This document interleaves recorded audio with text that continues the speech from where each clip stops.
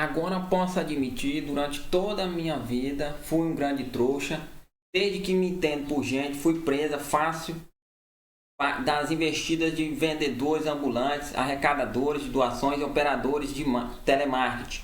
É verdade que somente algumas dessas pessoas atendiam a propósitos desonestos. As outras, representantes de instituições de caridade, por exemplo, vieram a mim com as melhores intenções, não importa, com a frequência perturbadora. Sempre me vi em posse de indesejadas assinaturas de revistas ou cotas de rifas. É provável que essa postura duradoura de trouxa explique meu interesse pelo estudo da persuasão. Quais são os fatores que levam uma pessoa a dizer sim a outra? E que técnicas exploram melhor esses fatores? Tenho me perguntado por que um pedido feito de certa maneira tende a ser rejeitado, ao passo que um pedido do mesmo favor feito de forma ligeiramente diferente costuma obter sucesso. Como psicólogo social experimental, resolvi então estudar a psicologia da persuasão. Comecei realizando experimentos com estudantes universitários no meu laboratório. Minha intenção era descobrir quais princípios psicológicos influenciavam a tendência a concordar com uma solicitação. Após um tempo, porém, percebi que o trabalho experimental, embora necessário, não era suficiente. Ele não me permitia julgar a importância daqueles princípios no mundo real. Para além do prédio de psicologia e do campus onde eu os examinava, ficou claro que, se eu quisesse entender plenamente a psicologia da persuasão, deveria ampliar o escopo dos meus estudos. Precisaria investigar os profissionais da persuasão, as pessoas que tinham aplicado aqueles princípios em mim a vida toda. Eles sabem o que funciona e o que não funciona. Seu trabalho é nos convencer e sua sobrevivência depende disso. Aqueles que não sabem como induzir os outros a dizer sim, logo tiram o time de campo. Os que sabem permanecem nessa área e prosperam. Claro que os profissionais da persuasão não são os únicos que conhecem e aplicam esses princípios para obter o que desejam. Até certo ponto, todos os empregamos e nos tornamos vítimas deles em nossas interações diárias com vizinhos, amigos, colegas, parceiros e familiares. Mas enquanto a maioria das pessoas tem uma compreensão vaga e superficial daquilo que funciona, esses profissionais realmente sabem o que fazem. Ao refletir a respeito, percebi que eles representavam a mais rica fonte de informações sobre a persuasão a que eu tinha acesso. Assim, por quase 3 anos, combinei meus estudos experimentais com um programa bem mais interessante. Mergulhei sistematicamente no mundo dos vendedores, arrecadação de doações, publicitários, entre outros. Meu propósito era observar de perto as tendências e estratégias mais comuns e eficazes usadas por uma grande variedade de profissionais da persuasão. Realizei entrevistas com eles e outras vezes com seus amigos inimigos naturais. Por exemplo, policiais de comissões antifraude e órgãos de defesa do consumidor. Além disso, examinei os materiais que transmitem as técnicas de persuasão de geração para geração, como manuais de vendas e similares. Com mais frequência, porém, meu estudo tomou a forma de observação participativa, uma abordagem de pesquisa em que o pesquisador se torna uma espécie de espião, como uma identidade falsa e disfarçando seus propósitos. Ele se infiltra no ambiente de interesses e se torna um participante pleno do grupo a ser investigado. Assim, quando eu queria conhecer as táticas de convencimento das organizações de vendas, de enciclopédias, por exemplo, eu respondia a um classificado de jornal buscando vendedores e me dispunha a aprender seus métodos, usando abordagens semelhantes, mas não idênticas. Consegui penetrar em agências de publicidade, escritórios de relações públicas e instituições beneficentes a fim de examinar suas técnicas. Grande parte dos dados apresentados neste livro, portanto, advém da minha experiência me disfarçando como profissional da persuasão. Um aspecto que aprendi neste período de 3 anos de observação participativa foi especialmente esclarecedor. Embora os profissionais da persuasão empreguem milhares de técnicas para convencer, a maioria delas se enquadra em 6 categorias básicas, sendo cada uma delas governada por um dos princípios psicológicos fundamentais que comandam a conduta humana. Este livro está organizado em torno desses 6 princípios: reciprocidade, coerência, aprovação social, afinidade, autoridade e escassez. Eles serão discutidos em termos de sua função na sociedade, de como um profissional da persuasão pode mobilizar seu poder e incorporá-los habilmente em pedidos de compras, doações, concessões, votos ou permissões.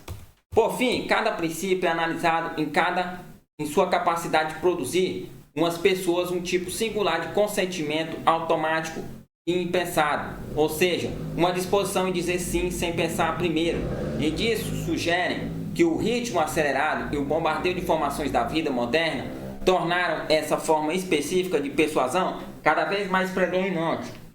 Será ainda mais importante para a sociedade, portanto, entender como e por que a influência automática ocorre. Armas de influência. A civilização avança ao ampliar o número de operações que podemos realizar sem pensar nelas. Alfred North Whitehead. Outro dia recebi um telefonema de uma amiga que tinha acabado de abrir uma loja de joia indianas no Arizona. Ela estava eufórica com acontecimento curioso. Achava que, como psicólogo, eu conseguiria ajudá-la a entender o que se passara. A história envolvia certo lote de joias de turquesa, que ela teve dificuldade para vender. Era alta temporada, a joalheria estava movimentada e as peças de turquesa eram de boa qualidade e tinham um preço justo. No entanto, nenhuma dessas peças havia sido vendida. Minha amiga tentara alguns truques de vendas comuns para se livrar da mercadoria. Procurou chamar a atenção para as peças exibindo-as no mostruário mais central. Não teve sorte. Chegou a pedir à equipe de vendedores que tentasse empurrar as joias para os clientes. De novo, sem sucesso. Finalmente, na noite antes de partir para uma viagem de compras fora da cidade, ela escreveu um bilhete desesperado para sua vendedora principal, pedindo que vendesse tudo o que estava no mostruário pela metade do preço. Esperava assim se livrar daquelas joias encalhadas, ainda que com prejuízo. Ao retornar alguns dias depois, não se surpreendeu ao ver que todos os artigos haviam sido vendidos. Ficou chocada, porém, ao descobrir que, como a funcionária tinha lido metade do bilhete, como 2, o lote inteiro havia sido vendido pelo dobro do preço original. Foi aí que minha amiga me ligou. Respondi que para que eu pudesse lhe dar uma boa explicação, ela teria primeiro que ouvir uma história minha. Na verdade, não é exatamente minha. Fala de peruas mães e pertence à ciência relativa nova da etologia, o estudo dos animais em seu ambiente natural. As peruas são boas mães, carinhosas, atentas e protetoras. Passam grande parte do tempo cuidando dos filhotes, aquecendo-os, limpando-os e aconchegando-os. Mas existe algo estranho em seu método. Praticamente todos esses cuidados maternos são desencadeados por apenas um fator: o piar dos filhotes. Outras características identificadoras dos filhotes, como seu cheiro ou aparência, parecem desempenhar papéis menores no processo de zelo materno. Se um filhote piar, sua mãe cuidará dele. Do contrário, ela poderá ignorá-lo e às vezes até matá-lo. A confiança extrema das peruas mães nesse som específico foi ilustrada pelo estudioso do comportamento animal M.W. Fox, 1974, em sua descrição de um experimento envolvendo uma perua mãe e uma doninha empalhada. Para uma perua mãe, uma doninha é um inimigo natural cuja aproximação deve ser recebida com grasnidos, bicadas e unhadas raivosas. De fato, os experimentos mostraram que, mesmo uma doninha empalhada, quando levada com um barbante para perto de uma perua, recebia um ataque imediato e furioso. Quando, porém, a mesma réplica empalhada portava um pequeno gravador que tocava o som emitido por um filhote de peru, a mãe não apenas aceitava a doninha, mas a acolhia sob suas asas quando o gravador era desligado. O modelo de doninha tornava a atrair um ataque feroz. Clique zoom. O comportamento da perua mãe parece ridículo nessas circunstâncias. Ela aceitaria um inimigo natural que emitisse o som de um de seus filhotes, mas iria maltratar ou matar um de seus filhotes que não fizesse. Ela age como um robô cujos instintos maternais estão sob o controle automático daquele som específico. Os etologistas, porém, nos informam que esse tipo de coisa não é exclusivo dos perus. Eles têm identificado padrões cegamente mecânicos e irregulares de ações numa grande variedade de espécies. Os padrões fixos de ação podem envolver sequências complexas de comportamento, como rituais completos de corte ou acasalamento, que ocorrem praticamente da mesma forma e na mesma ordem todas as vezes. É quase como se os padrões estivessem gravados em fitas cassete dentro dos animais. Quando uma situação pede a corte, uma fita da corte é tocada. A corte é tocada. Quando uma situação pede cuidados maternos, uma fita de comportamento materno é tocada. Clique e a fita apropriada é ativada. Zoom e eis que se desenrola a sequência de comportamentos padrão. O aspecto mais interessante disso tudo é a forma como as fitas são ativadas. Quando o animal age para defender seu território, por exemplo, é a invasão de outro animal da mesma espécie que aciona a fita de vigilância. Defesa territorial e, se necessário, comportamentos de combate.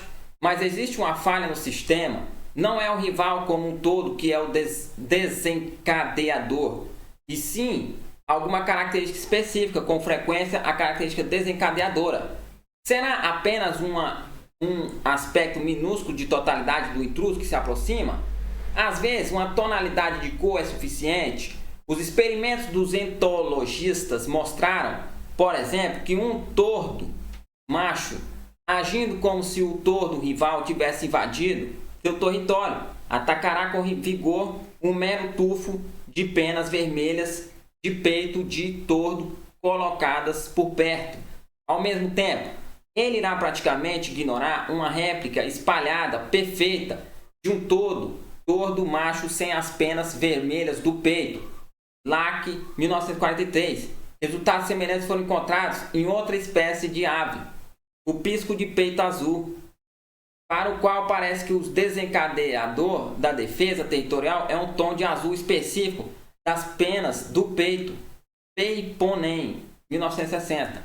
Antes de criticarmos a facilidade com que as características desencadeadoras podem induzir alguns animais a reagir de forma totalmente inapropriadas às situações, devemos entender dois fatos. Primeiro, que os padrões fixos de ação desses animais funcionam muito bem na maior parte das vezes. Por exemplo, como apenas filhotes de peru normais e saudáveis emitem um ruído peculiar dos bebês de peru. Faz sentido a perua-mãe reagir maternalmente àquele som específico ao responder apenas aquele estímulo. A perua-mãe normal quase sempre se comportará de maneira correta. Só um trapaceiro como cientista consegue fazer com que sua reação à gravação pareça insensata. O segundo fato importante é que nós também temos nossas fitas pré-programadas e, embora costumem funcionar a nosso favor, a característica desencadeadora que as ativam podem nos induzir a tocar as fitas nos momentos errados.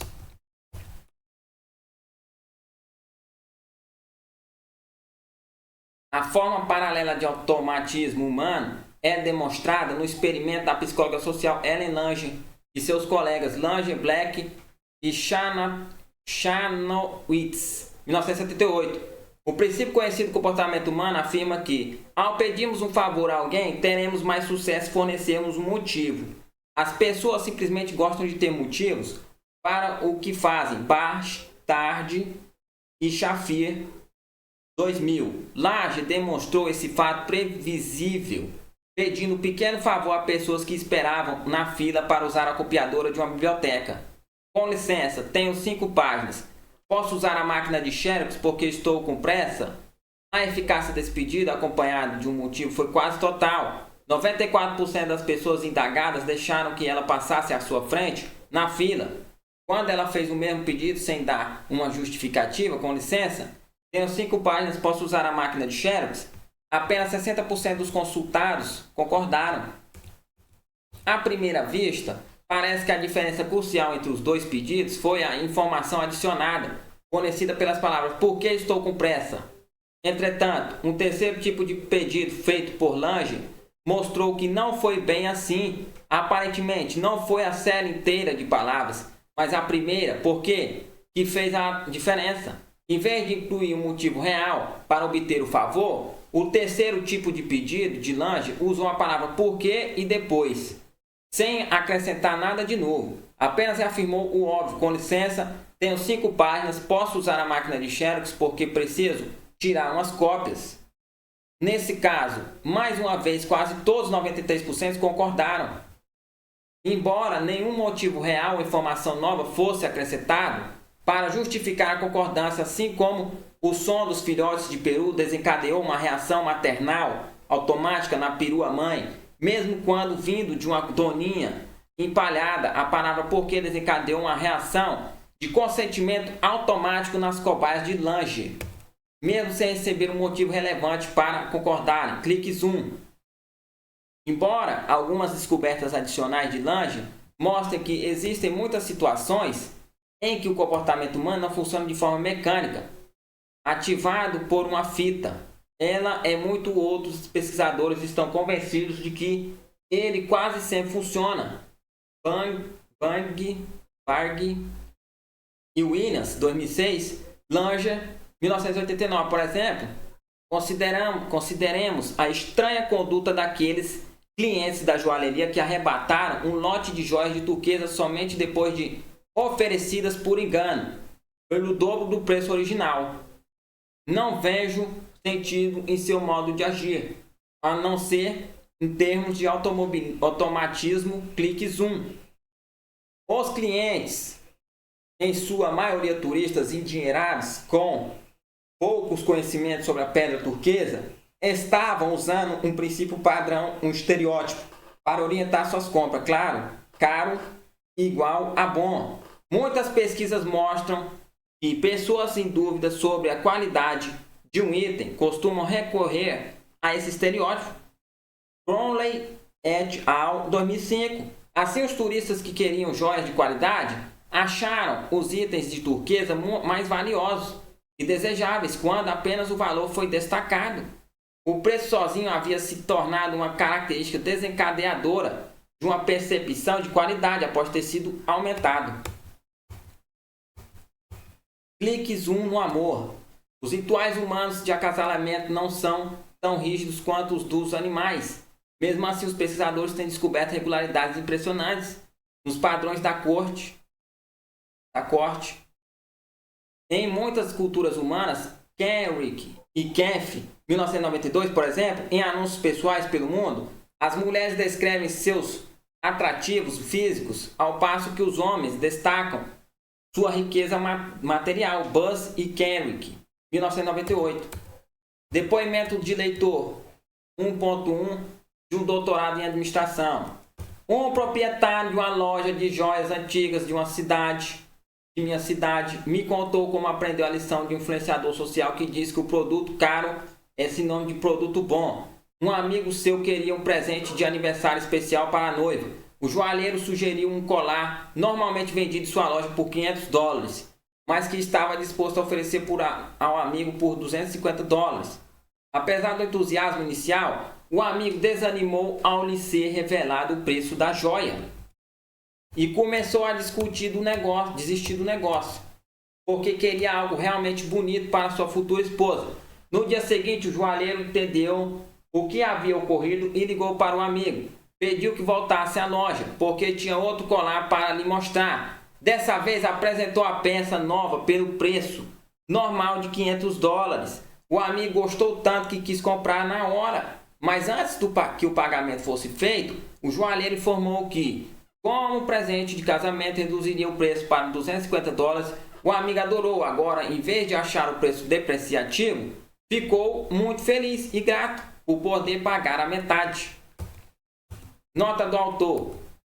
Observe que, como no caso dos compradores das joias de turquesa, quem desdenhou o artigo de preço baixo foi alguém que queria ter certeza de adquirir uma boa mercadoria. Estou confiante de que, além da regra caro igual a bom, existe um outro lado da moeda, barato igual a ruim, Quem também se aplica ao nosso modo de pensar? E também se aplica ao nosso modo de pensar. Reduzindo os riscos com atalhos. É fácil culpar os turistas por suas compras insensatas, mas um exame meticuloso oferece uma visão mais benevolente. Eles foram educados pela regra: você recebe aquilo pelo que paga, e confirmaram sua legitimidade várias vezes em sua vida, em pouco tempo. Simplificaram a regra para caro é sinônimo de bom. Esse estereótipo funcionou para eles no passado, já que, em geral, o preço de um artigo aumenta junto com seu valor. Um preço superior costuma refletir uma qualidade superior. Assim, quando se viram na posição de desejar uma boa joia de turquesa, mas sem conhecer direito essa pedra, compreensivelmente confiaram na velha regra do custo para avaliar o mérito da joia. Raor e Morrow, 1989. Embora sem perceber, ao reagirem apenas ao preço da turquesa, estavam procurando reduzir seu risco. Em vez de explorar todas as chances a seu favor, tentando dominar cada característica que indica o valor de uma joia de turquesa, estavam confiando em apenas uma, aquela que sabiam estar quase sempre associada à qualidade de qualquer item. Estavam apostando que o preço sozinho informaria tudo o que precisava saber. Dessa vez, por que alguém confundiu metade com 2? Apostaram errado. De modo geral, em todas as situações passadas e futuras da vida, usar um atalho para reduzir os riscos pode representar a abordagem mais racional possível.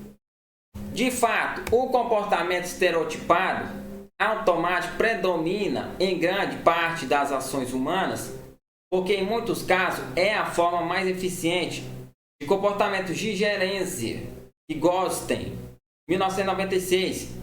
E em outros, porque é simplesmente necessário Ausen, McCrae e Sherman, 1999, Fisk e Neuberg, 1990. Para viver num ambiente complexo e dinâmico dos dias de hoje, precisamos de atalhos. Como se pode querer reconhecer e analisar todos os aspectos em cada pessoa, acontecimento e situação que deparamos, mesmo num único dia. Não dispomos de tempo, energia ou capacidade para tal. Em vez disso, temos muitas vezes que usar nossos estereótipos, nossas regras gerais para classificar as coisas de acordo com umas poucas características-chave e depois passar a reagir sem pensar quando uma ou outra dessas características desencadeadoras estiver presente. Algumas vezes, o comportamento decorrente não será apropriado à situação, porque nem mesmo os melhores estereótipos e características desencadeadoras funcionam sempre. Somos obrigados a aceitar suas imperfeições, já que não há realmente outra escolha. Sem essas características, ficaríamos paralisados, catalogando, avaliando e aferindo, enquanto o momento de agir passaria. E tudo indica que estaremos contando com esses estereótipos num grau ainda maior no futuro, à medida que os estímulos saturadores de nossa vida continuarem se tornando mais complexos e variáveis. Teremos que depender cada vez mais de nossos atalhos para lidar com todos eles. Recentemente, os psicólogos descobriram uma série de atalhos mentais que empregamos em nossos julgamentos do dia a dia. Kahneman, Slovic e Tversky, 1982, Todd e Gigerenzer, 2007. Esses atalhos operam quase da mesma forma que a regra caro é igual a bom, permitindo um pensamento simplificado que funciona bem a maior parte do tempo, mas nos deixa sujeitos a erros custosos, ocasionais. Especialmente pertinente a este livro são os atalhos que nos indicam quando devemos acreditar nos que nos dizem ou quando devemos fazer o que nos pedem. Consideremos, por exemplo, a regra de atalho que diz: se um especialista disse isso, deve ser verdade. Como veremos no capítulo 6, existe uma tendência perturbadora em nossa sociedade de aceitar cegamente as afirmações e de diretrizes de indivíduos que parecem ser autoridades em determinado assunto. Ou seja, em vez de raciocinar sobre os argumentos do especialista e nos convencermos ou não, com frequência ignoramos os argumentos e nos deixamos levar apenas de fato de se tratar de um expert. Essa tendência a reagir de modo mecânico a uma informação em dada situação é o que chamamos de reação automática, ou clique zoom. A tendência a reagir com base numa análise minuciosa de todas as informações pode ser chamada de reação controlada. Chaiken e Trope, 1999. Uma série de pesquisas de laboratório mostrou que as pessoas tendem a lidar com as informações de forma mais controlada, quando têm o desejo e a capacidade de analisá-las cuidadosamente. Caso contrário, estarão mais propensas a usar a abordagem mais fácil do clique zoom. Epley e Gil Lovick, 2006, Pitt e Wegener, 1999. Em um estudo de 1981, Pitt, Cassiopo e Goldman, alunos da Universidade de Missouri, ouviram um discurso gravado que defendia a ideia de exigir que todos os veteranos fossem submetidos a exames abrangentes para que pudessem se graduar. A questão afetava alguns deles pessoalmente, pois foram informados de que os exames entrariam em vigor no ano seguinte, antes que tivessem uma chance de se formar. Claro que aquela notícia fez com que quisessem analisar os argumentos com atenção. No entanto, para outros participantes do estudo, a questão teve pouca importância pessoal, pois foram informados de que os exames só começariam bem depois de se graduarem. Logo, não tiveram uma forte necessidade de analisar com cuidado a validade do argumento. Os resultados do estudo foram claros. Os participantes, sem nenhum interesse pessoal no assunto, foram basicamente persuadidos pela experiência do orador no campo da educação. Eles usaram a regra: se um especialista disse isso, deve ser verdade, dando pouca importância à força de seus argumentos. Aqueles alunos para os quais a questão importava pessoalmente, por outro lado, ignoraram a experiência do orador e foram persuadidos, sobretudo, pela qualidade de seus argumentos. Portanto, parece que quando se trata da perigosa reação clique zoom, nós nos concedemos uma rede de segurança, resistimos ao requinte sedutor de reagir a uma única característica desencadeadora das informações disponíveis quando a questão é importante para nós. Sem dúvida, isso ocorre com frequência. Leip e Elkin, 1987. Porém, não estou totalmente tranquilo. Lembre-se de que vimos que as pessoas costumam reagir de forma controlada e racional somente quando têm o desejo e a capacidade de fazê-lo. Há pouco tempo fiquei impressionado ao saber de indícios sugerindo que o modo e o ritmo de vida moderna não permitem a tomada de decisões 100% racionais.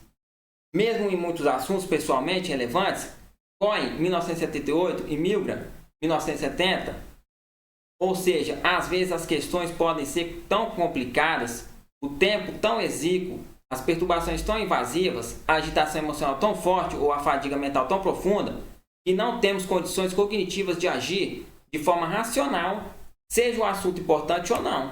Sentimos a necessidade de tomar um atalho. Talvez em nenhum lugar essa última questão seja mais dramática do que nas seguintes consequências de um fenômeno que os dirigentes do setor aeronáutico rotularam de Capitane's Pulse, 1984. Algo como Commandantite, em português, investigadores de acidentes da Agência Reguladora da Aviação dos Estados Unidos, FAA, observaram que muitas vezes um erro óbvio cometido pelo comandante do avião não era corrigido pelos outros membros da tripulação e resultava em acidente. Parece que, apesar da forte e clara importância pessoal das questões, os membros da tripulação estavam empregando a regra de atalho. Se um especialista disse isso, deve ser verdade, para reagir à desastrosa decisão do comandante Harper, Hidera e Cullen, 1971. No depoimento de Thomas Watson, Júnior, ex-presidente da IBM, oferece um ótimo exemplo desse fenômeno. Durante a Segunda Guerra Mundial, ele foi designado para investigar acidentes aéreos em que oficiais de alta patente foram mortos ou feridos. Um dos casos envolvia um famoso general da Força Aérea chamado Uzzell Ent. Antes de um voo, seu copiloto adoeceu e precisou ser substituído.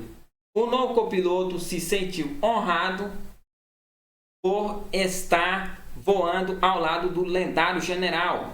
Durante a decolagem, Ent começou a cantar mentalmente, acompanhando a canção com um balançar da cabeça. O copiloto interpretou o gesto como sinal para puxar as rodas, embora estivessem devagar demais, para levantar voo. Ele recolheu o trem de pouso, fazendo com que o avião despencasse de barriga. No acidente, uma pá da hélice atingiu as costas de Ent, dilacerando sua coluna e deixando-o paraplégico. Watson, 1990, descreveu a explicação do copiloto para sua ação. Quando ouvi o depoimento do copiloto, perguntei se você sabia que o avião não iria voar, porque recolheu o trem de pouso. Ele respondeu: pensei que o general quisesse que eu recolhesse. O copiloto foi insensato. Página 117. Insensato. Naquele conjunto singular de circunstâncias, sim, compreensível. Na agitação da vida moderna que exige atalhos, também sim. Os aproveitadores. Apesar do atual uso generalizado e da importância cada vez maior dos nossos padrões de comportamento automáticos, a maioria de nós sabe bem pouco sobre eles. Talvez isso se dê justamente por causa da maneira mecânica e impensada como ocorre, qualquer que seja a razão. É vitalmente reconhecer com clareza uma de suas propriedades, já que esses padrões não tornam muito vulneráveis alguém que saiba como eles funcionam. Para entender plenamente a natureza de nossas vulnerabilidades, vamos dar mais uma olhada no trabalho dos etnologistas. Um grupo de organismos muitas vezes denominados imitadores copia as características desencadeadoras de outros animais na tentativa de induzi-los a tocar por engano as fitas comportamentais certas nos momentos errados. Os imitadores, então, exploram essa ação inapropriada em seu próprio benefício. Vejamos, por exemplo, a armadilha mortal lançada pelas fêmeas assassinas de um gênero de vagalume, Fóturis, contra os machos de outro gênero de vagalume, Fótinos. Compreensivelmente, os machos Fótinos fazem de tudo para evitar o contato com as sanguinárias fêmeas Fóturis. Entretanto, ao longo de séculos de seleção natural, as caçadoras fêmeas Fóturis descobriram uma fraqueza em sua presa, um código de corte piscante pelo qual os membros das espécies das vítimas informam uns aos outros que estão prontos para acasalar. Ao imitar o sinal de acasalamento piscante de uma sua presa, a assassina consegue desencadear suas fitas de corte e fazem com que eles voem mecanicamente para o abraço da morte e não do amor. Lloyd, 1965. Na luta pela sobrevivência, quase todas as formas de vida possuem seus imitadores, indo até alguns dos patógenos mais primitivos, ao adotarem certas características essenciais de hormônios ou nutrientes úteis. Bactérias e vírus ardilosos conseguem penetrar numa célula hospedeira saudável. O resultado é que as células saudáveis atraem com avidez e ingenuidade as causas de doenças como hidrofobia, mononucleose e gripe comum. Godenougne, 1991. Não deve causar surpresa, então, que haja uma forte, porém triste paralelo na selva humana. Nós também temos aproveitadores que imitam características desencadeadoras para o nosso próprio tipo de reação automática, diferenciando-se da sequência de reações predominantemente extintas dos não humanos. Porém, nossas fitas automáticas em geral se desenvolvem a partir de princípios e estereótipos psicológicos que aprendemos a aceitar. Embora variem em sua força, alguns desses princípios possui a capacidade imensa de direcionar a ação. Nos sujeitamos a eles tão cedo na vida e eles nos condicionam de forma tão generalizada que raramente percebemos seu poder aos olhos de certos indivíduos. Porém, cada um desses princípios é uma arma detectável e disponível uma arma de influência automática. Algumas pessoas sabem muito bem em que consistem as armas de influência automática e costumam empregá-las de maneira frequente e hábil para obter o que desejam. Elas utilizam todo o encontro social como uma oportunidade para pedir aos outros que satisfaçam seus desejos. Seu índice de sucesso é impressionante. O segredo de sua eficácia está na forma como estruturam seus pedidos, fazendo uso de uma das armas de influência que exigem no ambiente social. Isso pode exigir nada mais que uma palavra escolhida corretamente que envolva um princípio psicológico forte, acionando uma de nossas fitas comportamentais automáticas. Os aproveitadores humanos nos ensinam como alguém pode se beneficiar de nossa tendência em reagir de modo mecânico de acordo com seus princípios. Esses princípios. Lembra-se da amiga da joalheria. Embora tenha se beneficiado por acaso da primeira vez, não levou muito tempo para começar a explorar o estereótipo caro é igual a bom, de forma frequente e intencional. Agora, durante a alta temporada, ela primeiro procura acelerar a venda de um artigo encalhado, aumentando substancialmente seu preço, e alega que isso é bastante eficaz e lucrativo. E ainda que não tenha sucesso de início, ela pode depois marcar o artigo como oferta, vendendo-o aos caçadores de pechinchas pelo preço original, enquanto continua tirando vantagem de sua reação cara é igual a bom, a cifra inflacionada.